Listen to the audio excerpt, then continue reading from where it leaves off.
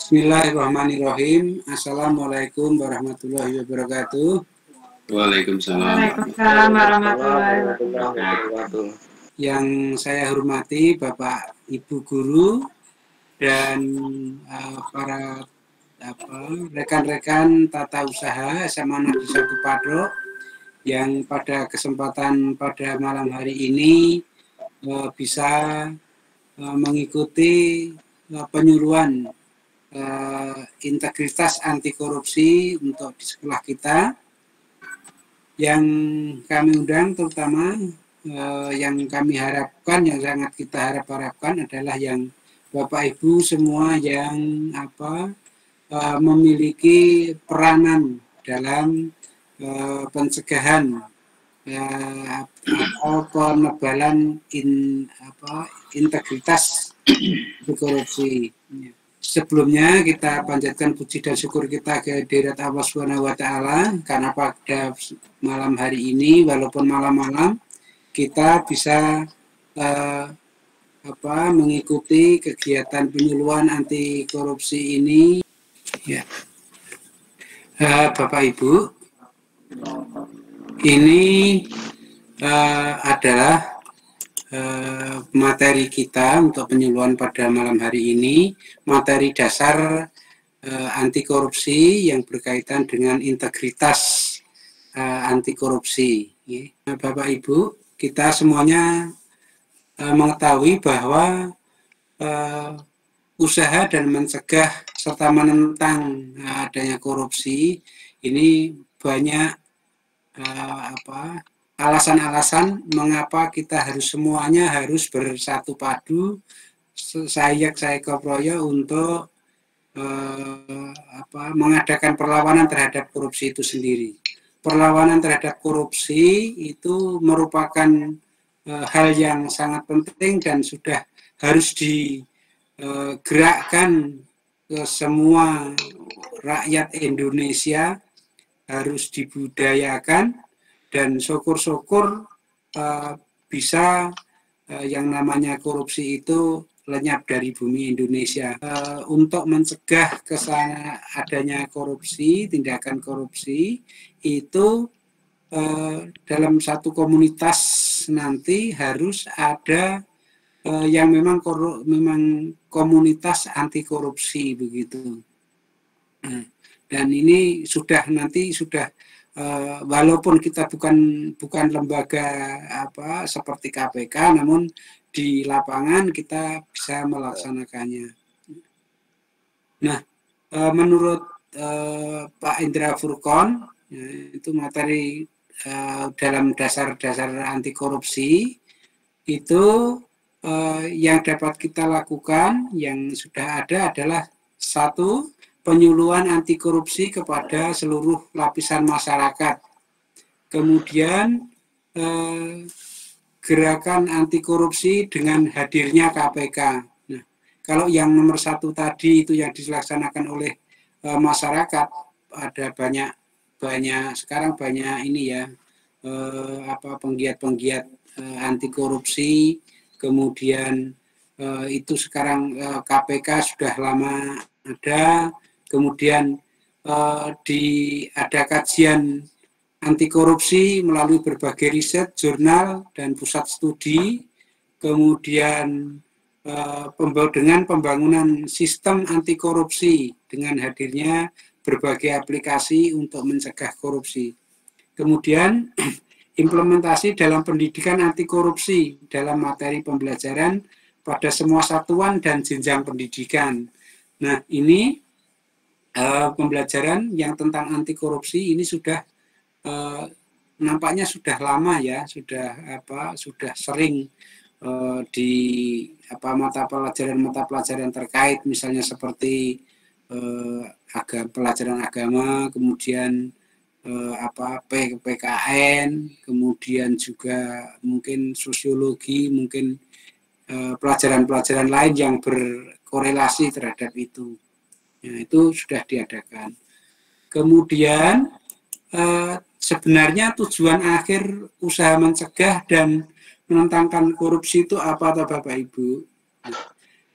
terwujudnya cita-cita kemerdekaan Indonesia sebagaimana tertera pada tujuan negara Indonesia yang tercantum pada pembukaan Undang-Undang Dasar 1945 pada alinea keempat, yaitu tujuan negara Indonesia itu sebagai negara yang merdeka itu kan ada 3, yaitu memajukan kesejahteraan umum, mencerdaskan kehidupan bangsa, dan ikut melaksanakan ketertiban dunia yang berdasarkan kemerdekaan, perdamaian abadi, dan keadilan sosial. Nah ini Bapak Ibu indikator keberhasilan pemberantasan korupsi. Ini menurut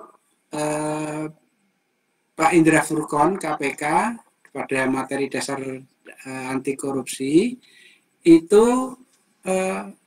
indikator keberhasilan pemberantasan korupsi itu ada 3, ya, ada 3 hal bisa dilihat dari sana. Dengan yang pertama tingginya indeks persepsi korupsi atau IPK, ya, indeks persepsi korupsi atau IPK. Itu kalau IPK-nya itu tinggi berarti persepsi tentang korupsi itu tinggi, artinya nanti kesadaran akan atau pengetahuan atau pendapat orang atau masyarakat bahwa itu korupsi dan tidak itu tinggi, sehingga masyarakat tahu. Kemudian yang kedua, rendahnya indeks perilaku anti korupsi. Nah, kalau indeks perilaku minta yang rendah. Kenapa? Karena kalau perilaku anti korupsi, ya, itu nanti di sana perilaku korupsinya itu tinggi, maka itu tidak akan bagus. Kemudian yang 3, tingginya nilai survei penilaian integritas. Nah Bapak Ibu, ini sekarang kita mulai berbicara dengan integritas. Nah itu kalau pada penilaian integritas itu tinggi, berarti masyarakat itu kesadarannya semakin tinggi. Negara anti korupsi yang menjadi rujukan Indonesia yang kita penginkan itu adalah seperti Denmark, Selandia Baru, dan Finlandia. Bapak Ibu, saya yakin Bapak Ibu sudah sering baca-baca tentang yang tidak korupsi, ya, negara yang tidak korupsi, bahkan bisa dikatakan hampir bersih begitu, itu adalah di Finlandia. Di Finlandia itu orang tidak korupsi, jadi orang tidak korupsi itu bukan karena kalau korupsi nanti tidak dihukum begitu, enggak. Ini karena sudah memang kesadarannya tinggi, mereka itu tidak mau melakukan korupsi itu karena khawatir atau takut nanti besok malah ditiru anak turunnya. Nah, kemudian dampak korupsi dalam berbagai bidang, dalam bidang atau sektor Bapak Ibu. Korupsi itu banyak terjadi di sana, seperti di bidang ekonomi. Nah, dampaknya apa? Kalau bidang ekonomi itu sampai ada korupsi, itu ujung-ujungnya akan merusak pasar. Merusak pasar akan merusak pendapatan, merusak pendapatan rakyat, pendapatan negara. Sudah dampaknya akan sangat tinggi. Pasti layanannya akan sangat menjomplang dengan cita-citanya. Kenapa? Karena nanti yang akan terlayani itu hanya bagi mereka yang mau nyogok itu saja. Akhirnya nanti semakin tinggi dan akan kehilangan kepercayaan dari masyarakat. Kemudian di bidang politik, di bidang politik dan demokrasi ini bisa kita bayangkan kalau pemimpin-pemimpinnya korup, hancurlah kedaulatan rakyat. Kemudian di bidang pertahanan dan keamanan. Nah, kalau di bidang pertahanan dan keamanan ini Bapak Ibu, ini akan menurunnya akan membahayakan negara. Karena apa? Karena kalau misalnya di bidang keamanan, di pertahanan keamanan itu alutsistanya harganya cari yang murah-murah, kemudian ya karena duitnya pada dikorupsi itu menjadi untuk barang elek. Nah, mendapat barang yang buruk, tidak sesuai speknya. Nah, ini alutsistanya bermutu rendah dan ini akan sangat rawan bagi negara. Kemudian di bidang penegakan hukum. Nah, ini di bidang penegakan hukum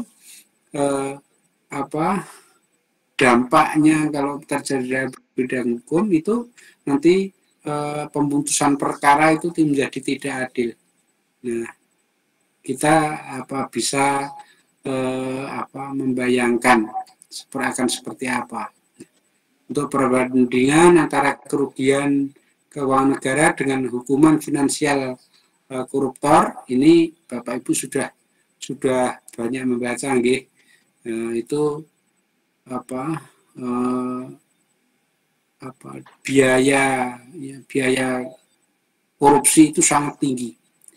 Sudah dihitung kira-kira sekali orang korupsi itu kalau maunya itu harus mengembalikan biar tidak negara itu tidak rugi. Nah, ini Bapak Ibu yang seperti biaya sosial korupsi itu Pak Pradityo itu estimasi total kerugian itu tidak hanya bisa dihitung semudah yang. Kemudian Bapak Ibu, dampak hubungan antara dampak korupsi, biaya sosial korupsi, dan indikator keberhasilan pemberantasan korupsi, ini maksudnya adalah kalau misalnya hukuman atau denda yang dikorupsi itu bisa diberlakukan seperti hitungannya itu tadi, pasti ini akan bisa dipastikan atau bisa diharapkan itu pemberantasan korupsi akan berhasil. Yang secara hukum menurut Undang-Undang Nomor 31 Tahun 99 junto Undang-Undang Nomor 20 Tahun 2001 tentang pemberantasan tindak pidana korupsi adalah setiap orang yang dengan sengaja melawan hukum untuk melakukan perbuatan dengan tujuan memperkaya diri atau orang lain atau suatu korporasi yang mengakibatkan kerugian keuangan negara atau perekonomian negara. Nah, untuk menuju ke integritas anti korupsi itu kita perlu tahu apa faktor yang menyebabkan korupsi itu apa toh. Nah, teori fraud triangle itu penyebab korupsi ada 3, karena tekanan, ya. Karena tekanan, nah tekanan itu bisa internal, bisa eksternal. Internal misalnya kepepet, sudah tidak punya apa-apa, kemudian sehingga pengen kalau tidak seperti itu dia tidak akan mendapat apa-apa atau bahkan mungkin mati karena pokoknya karena tekanannya itu sangat besar. Dasar hukum pemberantasan korupsi di Indonesia, Bapak Ibu, menurut Ganjar Laksmana, pakar hukum, itu adalah sesuai Undang-Undang Nomor 31 Tahun 99 junto Undang-Undang Nomor 20 Tahun 2001 tentang pemberantasan tindak pidana korupsi. Ini Bapak Ibu kita untuk menebalkan integritas anti korupsi. Nah, Bapak Ibu untuk delik korupsi itu sebenarnya ada 30-an menurut Pak Pradityo itu. Ada 30-an. Namun dari 30 itu bisa dikelompokkan, ada kejahatan korupsi, ada yang merugikan negara, kemudian ada yang bersuap, kemudian penggelapan, kemudian paksaan, paksaan itu yang memeras itu, kemudian perbuatan curang, kemudian perbuatan korupsi yang berupa benturan kepentingan dalam pengadaan, kemudian juga korupsi yang berupa gratifikasi. Nah, Bapak Ibu, itu tadi kan kita ada gratifikasi, kemudian tadi saya juga mengatakan ada suap, kemudian nanti Bapak Ibu juga kita sudah pernah sering mendengar uang pelicin, pemerasan. Nah, ini memiliki ciri khasnya masing-masing. Kemudian Bapak Ibu, strategi dan rencana aksi pemberantasan korupsi oleh Pak Indra Furkon KPK, itu pemberantasan korupsi memerlukan strategi yang matang dan cara yang jitu melalui 3 aspek penting, yaitu penindakan atau penegakan hukum oleh para penegak hukum. Ini yang dilakukan oleh para yang berwenang di sana. Kemudian itu tujuannya adalah untuk menimbulkan efek jerah. Kemudian ada lagi pencegahan biar kita tidak korupsi, dan melalui pendidikan. Nah, pendidikan ini memang ya melalui ada semacam ada pendidikan begitu ya di masyarakat, ya melalui penyuluhan, kemudian membangun integritas sehingga tidak mau melakukan korupsi. Yang anti korupsi dasar itu integritas, itu merupakan kesesuaian pola pikir serta berani mengakui kesalahan diri sendiri. Integritas ini merupakan yang sifatnya inti saja. Inti itu yang terdiri atas jujur, disiplin, dan tanggung jawab. Kemudian yang meliputi sikap itu adil, berani, dan peduli. Anti korupsi sangat penting, dan ini kita untuk anak didik kita biar tidak terjadi di masa mendatang. Setidak-tidaknya kita mulai dari diri kita masing-masing. Kita mulai dari kita masing-masing, dari pribadi kita masing-masing, untuk menebalkan integritas anti korupsi demi Indonesia Jaya. Ya. Itu Bapak Ibu, barangkali ada yang mau ditanyakan atau mungkin sudah jelas. Kalau misalnya Pak Tono, ini saya mengharapkan adanya dari semuanya, karena ini tidak hanya 1-2 orang yang terlibat, tidak hanya yang ngurusi duit, tidak hanya yang banyak sekali. Yang namanya korupsi itu di bagian mana saja bisa terjadi. Barangkali ada yang mau ditanyakan Bapak Ibu, monggo. Mungkin ini Pak, mulai dari disiplin Pak. Ya. Di kedisiplinan dan budaya disiplin di sekolah, kemudian nanti bisa menjalar atau mengakar ke yang lain, karena disiplin itu napas Pak. Ya, napas kehidupan kan ada di disiplin ya.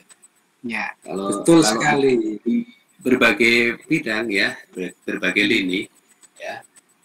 Untuk itu ya kita menggalakkan kembali bukan hanya meningkatkan kembali ya. Ya, itu kerja dimulai dengan disiplin. Itu mungkin itu Pak kata kunci yang pertama yang nanti bisa kita semua jalankan supaya nanti mengurangi itu tadi. Ya, betul. Mengurangi tingkat penyelewengan dan sebagainya ya. Itu disiplin itu menjadi salah satu kunci Pak yang betul ya, betul sekali ya, betul sekali Pak Sartono. Jadi kuncinya disiplin ya, kemudian setiap ada indikasi terjadi maka semuanya harus berani mengingatkan ya, kemudian kita semua berupaya semuanya untuk bisa jujur, walaupun jujur itu sangat berat, namun kita memang harus ya itu yang namanya integritas, dan kita untuk menjaga ketebalan integritas anti korupsi. Oke, Bapak Ibu, barangkali ini ya yang bisa disampaikan dalam penyuluhan anti korupsi. Demikian. yang bisa saya sampaikan. Banyak kurangnya mohon dimaafkan. Terima kasih atas perhatian Bapak Ibu semuanya, dan pertemuan kita akhiri sampai sekian.